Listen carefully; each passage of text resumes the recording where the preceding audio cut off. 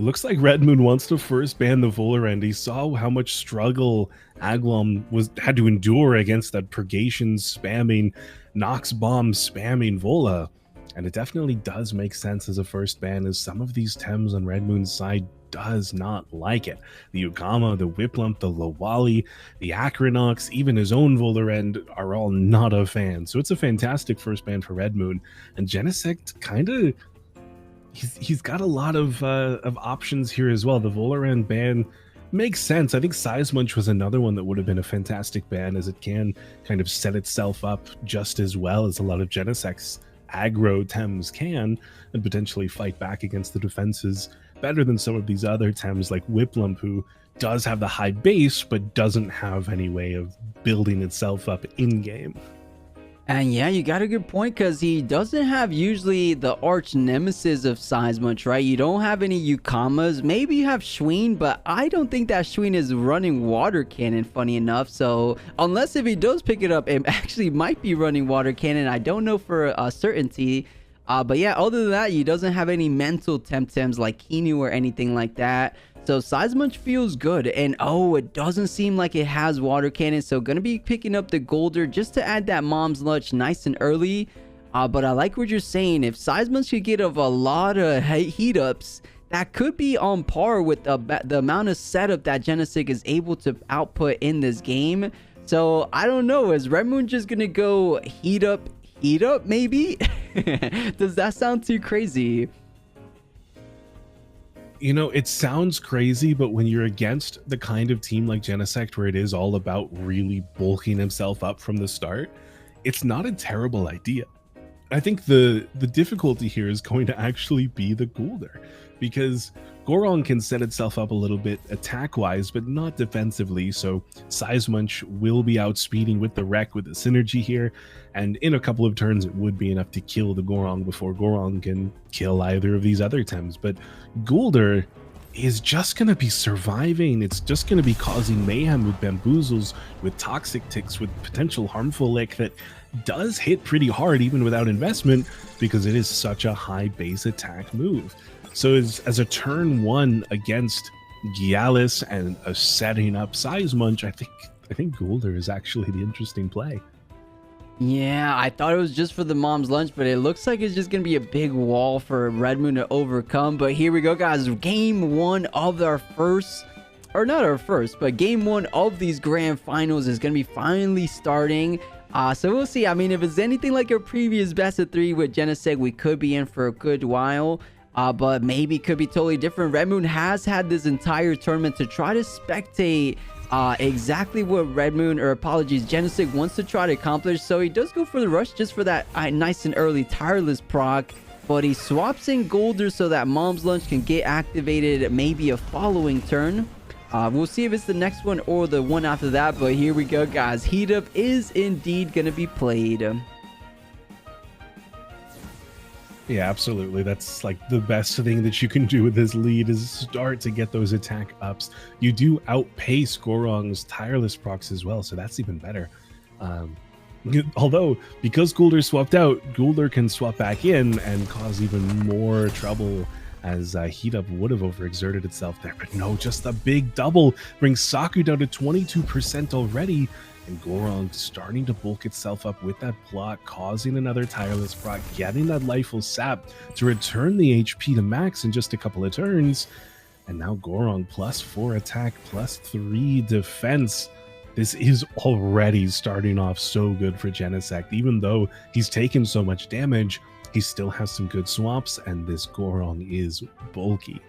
I think so too. And you know, fair play to Redmoon. He understands that with that Kaleidoscope, he doesn't really have too much advantage of taking down the Goron, because that Lifeful Sap would just end up recovering some of that Goron HP. So might as well try to take the source of the problem, taking down Saku first. And oh, the Golder didn't swap in. Everything stayed in. Helicopter kick should do a big number on both of these Temtems. I'm wondering what the monkey ended up doing. I mean, the 𝗧𝗵𝗶, because there is two monkeys in the board. Does he end up killing the Saku, or does he just rest?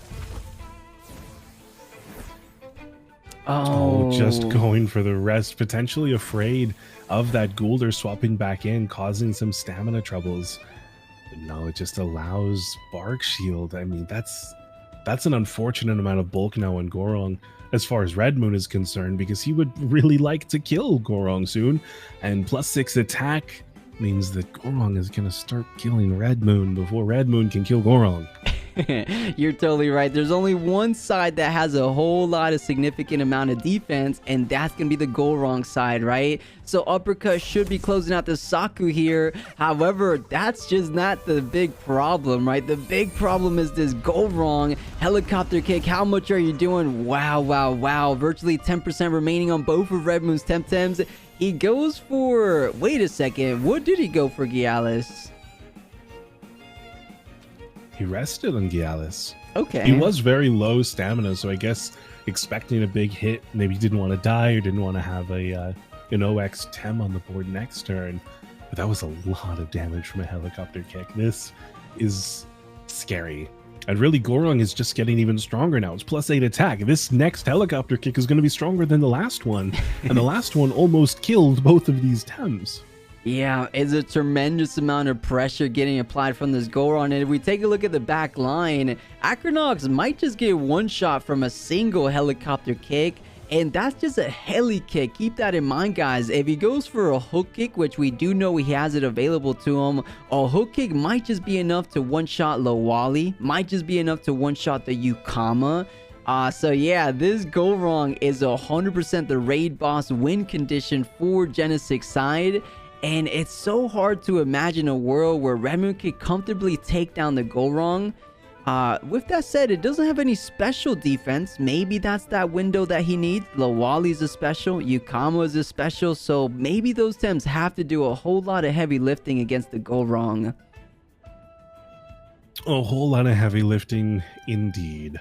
And I think Redmoon does have that strange 𝗬𝗲𝗺𝗀, right? So it will get a little bit of benefit there. And 𝗧𝗵𝗵𝗶 surviving on 2 HP, allowed to get the wreck off, does quite a lot of damage to 𝗬𝗏. Potentially with the hook kick will be enough to kill.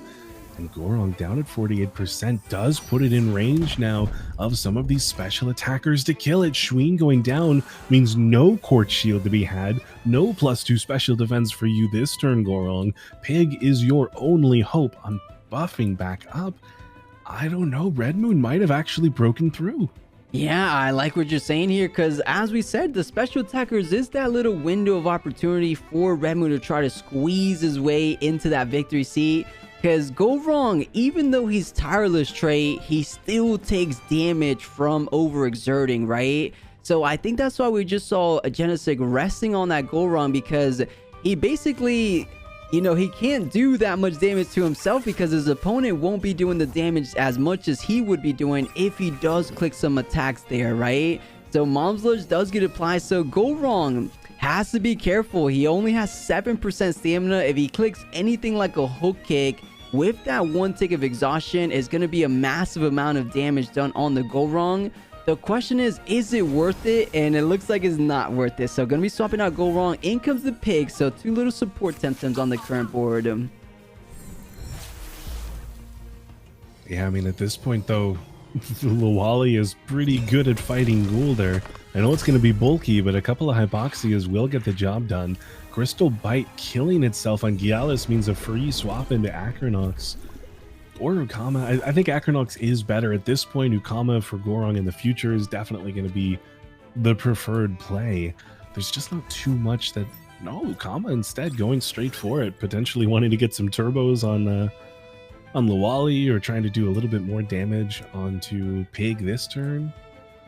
Yeah, I could also see maybe just trying to get the 𝗬𝗶𝗶 online sooner than later for maybe the potential matchup of Gorong, because as we keep saying time and time, there is no special defense on Gorong. So on Gorong, if Gorong comes in and an 𝗬𝗶𝗶 plus a resin trap connects with the Gorong, I'm pretty sure that should be more than enough to take it all the way down. Well, here we go. 𝗬𝗏𝗪 is such a powerful special attacker. Activating the first aid kit, though, not going to be guaranteeing the kill unless 𝗬𝗬𝗪𝗏 is just a mad Temtem and it's just not. 7.4. But more importantly, it locks it in, so something like a tsunami could do wonders the following turn. Oh, and Toxic Ink switching, targeting 𝗂𝗏𝗃 instead of 𝗬𝗬𝗺. That's pretty scary now because Pig is going down this turn. It's trapped in. There's nothing it can do. It will be outsped by either of these Tems if they choose to click Prio, and potentially by 𝗂𝗏𝗃 even with just a water cannon, forcing Gorong to come back into the onslaught. This could be an Acronox swap for Redmoon this turn, or he could just be hoping that these special attackers are able to get the job done before it's too late and allow Acronox to fight Goulder in a way that he knows he can, with Soil Steam outperforming the potential harmful lick. Yeah, we could see that. I mean, man, I see why he did swap over to the 𝗂𝗏𝗃 side of things. That way the AWW no longer gets that potential deployment. So, okay, final two Temtem. So these games are a whole lot faster. So Redmoon a whole lot more aggro than we saw Aglam's game in the previous games. So here we go. We know Hook Kick is available to the Gorong. I don't think it's gonna be going down. That's Resin Trap. Yeah. That's a big OX. That's not nearly enough damage, even doubled up with the Soil Steam. That is more good special attack, but that the Baton Pass keeps it even healthier than it would have otherwise been. A Hook Kick kills Acronox, and slowly this poor, I gotta close my eyes, I don't want to watch. Poor 𝗬𝗏𝗃 goes down to a Toxic Ink, and Genosect takes himself up now to 2 wins over Redmoon. That is right. So that means Genosect one more win, guys. One more win, and he will be crowned our monthly champion. Incredible what he's able to accomplish with his infamous team at this point. All right, guys, it looks like he does keep things straightforward with the Volrain. Or you know, Rawrzyyy, I'm wondering if he should have listened to the double heat up. What do you think? Should we have gone for the +8 or the +6 heat up off the rip? We'll see. I don't want to encourage Redmoon to go for something crazy like that, because maybe that's just a throw and a half, right? So maybe I think the issue is he doesn't have enough stamina to double heat up into a wreck and not overexert himself massively. True. So I don't think he wants to go that route, but he definitely could double heat up and then retreat, come back in the future with a ridiculously powerful wreck online. Yeah, and maybe that's what it takes to try to get through. But at that same thought, we didn't see too much setup from Genosect. That was probably the least amount of setup we've seen in a Genosect game in the past 3 tournaments, right? I think Redmoon did a really good job of just applying so much pressure that he couldn't really set up, right? He ignored the Gorong. He went for the source of the setup being Saku. He prioritized taking down the 𝗶𝗶𝗃 after that. So I think maybe there's a little key piece to try to take down. Just maybe deal with the supports first before all the setup. But yeah, I mean, we've seen people try, right? That's what people try to do against Genosect. And then he just always finds a way. But oh, look at this Rawrzyyy. I was thinking Goulder would be able to get through, but it looks like he was able to ban both Toxic Tems. Now 𝗂𝗏𝗃 and 𝗬𝗶𝗰 feeling a whole lot more comfortable about that. We'll see if that makes up a big difference, because it is game number 2, so it should be a little bit different than we've seen in game number 1 here. Redmoon will have to maintain that same level of aggro that we saw previously if he wants to stand any chance, though, this game, because, I mean, you said it, there's no more Toxics to directly threaten out in a tight matchup, but now both Gorong and Momo are in this game, and 3 very, very solid support Tems that are very, very happy sacrificing their lives to give defensive buffs and healing procs to either of those Tems, as well as, you know, their ability to set themselves up. If Redmoon decides to target the support Tems again, there might just be too much of a backlog on Genosect's side with 3 whole support Tems that he's still able to get the job done. And if Redmoon decides to attack the aggro Tems, I mean, we've seen what happens there. They still manage to survive somehow, some way. These support Tems are just such a strong wall. I mean, we get the Plague on turn 1. It was targeting down the Gorong, so a fantastic swap into Pig, getting itself healed back up. The 𝗧𝗵𝗆 with the heat up, getting itself started to set up, but this is not the turn to go aggro. So I think heat up number 2 Redmoon, come on, heat up number 2. I think so, right? Because 𝗶𝗶𝗆 has no offensive techniques. Saku's going to be swapping out. I think if there's one world where you go for a +6 attack 𝗧𝗵𝗶 is going to be right here, right now. The resin trap going to be deployed. Going to be catching the 𝗶𝗶𝗆. So 86 down to about 55%. So recovered back up to something like 65 the following turn. And here we go for the heat of number 2. Virtually double, or no, way more than double damage on this 𝗧𝗵𝗆. But it did enable the 𝗶𝗶𝗆 to get off a stone wall. So trying to balance things out in terms of that defensive prowess on the Momo. Do you think we have enough stamina on Redmoon's side for a wreck here? It says 38. I'm trying to think if it's enough. Or do you even want to click it now? I'm thinking you might want to save it down the line. I'm worried if he doesn't click it this turn, Momo's going to survive a little too well here. Ooh. Fainted curse damage onto 𝗧𝗵𝗆, just scary refresh starting things off for Momo. I mean, now it's +3 defense, +1 special defense, +2 special attack. It can click shelter this turn. There's not really too much of a threat here. The life will sap on Saku. You know, Saku is not worried about a +6 attack wreck at all. So I think this is where Momo really starts to set itself up. It's going to get the lifeful sap heals, could shelter itself way up there, and then just run away with things the way that we saw it do in the winners finals earlier. I think so as well. I mean, the only thing I can see as well, if he doesn't go for a refresh, what if he goes for undermine now?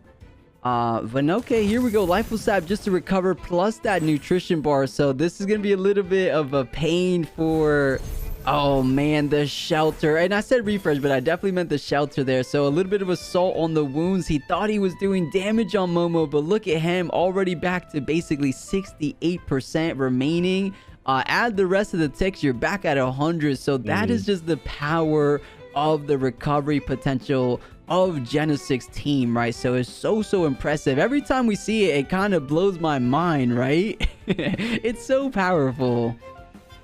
I mean, Redmoon clapping, knowing what's coming, even though he had the only kill. Sacrifices the game, gives it up to Genosect. Fantastic job, winning 3 back to back to back. That